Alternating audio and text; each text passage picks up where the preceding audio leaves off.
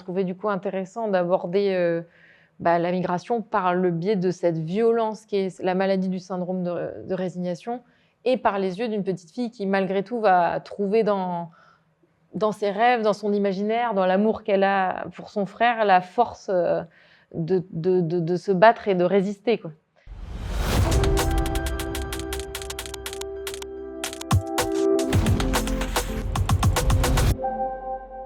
Un autre élément très important pour nous, c'est le territoire. Comme dans notre film précédent, dans Gagarine, on aime beaucoup plonger dans une nouvelle réalité, quoi, et explorer vraiment le plus possible quels sont les gens qui vivent là, quelles couleurs on y trouve. Et ici, à Contis, qui est le petit village où on a tourné Les Yeux Verts, c'est vraiment un paysage de conte qui est comme le bout du monde. Ça fait pas très français, on sait pas vraiment où c'est. L'hiver, il y a personne, les rues sont ensablées, il y a beaucoup d'eau, l'océan, la rivière qui se jette dans l'océan, ce phare au milieu des pins.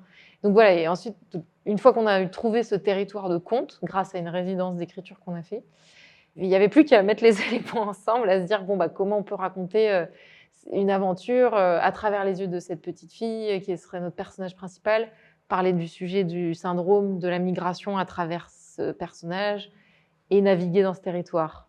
Je crois qu'on a eu envie de créer un conte initiatique à hauteur d'enfant. À hauteur d'enfant, c'était l'évidence puisque ce sont des enfants qui sont touchés par cette maladie. Et à partir du moment où on décide d'être à hauteur des principales victimes, on s'interroge sur cette jeunesse. Et nous, on a passé du temps à parler avec des jeunes personnes qui se sont réveillées de ce syndrome. Également, dans des centres d'accueil de demandeurs d'asile en France, on a passé du temps avec des enfants qui sont dans ces situations de vulnérabilité où ils attendent de savoir s'ils vont pouvoir rester sur le territoire.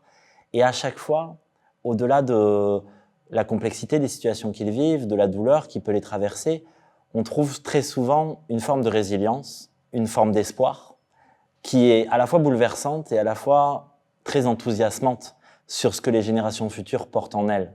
Et évidemment, sur le sujet de la migration, ça fait plusieurs années, je pense qu'on avait envie d'aborder ce sujet-là. C'est délicat, il y a beaucoup de films qui parlent de migration de plein de manières, souvent de manière très naturaliste.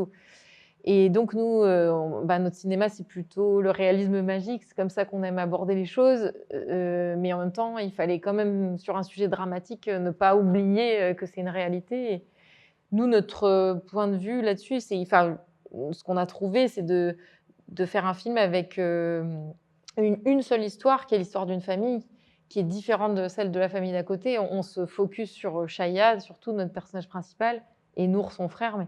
Et du coup, on regarde tout par les yeux de cette petite fille. Et on trouvait du coup intéressant d'aborder la migration par le biais de cette violence qui est la maladie du syndrome de résignation et par les yeux d'une petite fille qui, malgré tout, va trouver dans ses rêves, dans son imaginaire, dans l'amour qu'elle a pour son frère, la force de se battre et de résister, quoi.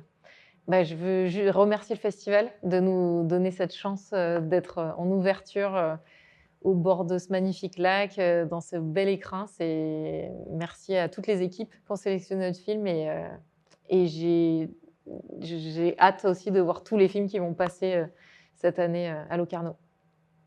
Merci à l'équipe de sélection qui nous permet d'être ici pour la première mondiale des Yeux Verts. C'est un moment très spécial pour nous.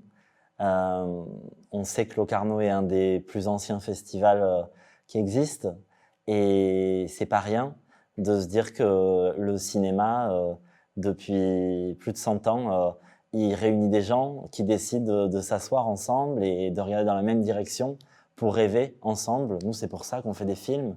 Et ce soir, on va avoir la chance de s'asseoir à côté de milliers d'autres personnes sous les étoiles pour partager un rêve. Ça, c'est grâce à Locarno, donc merci beaucoup.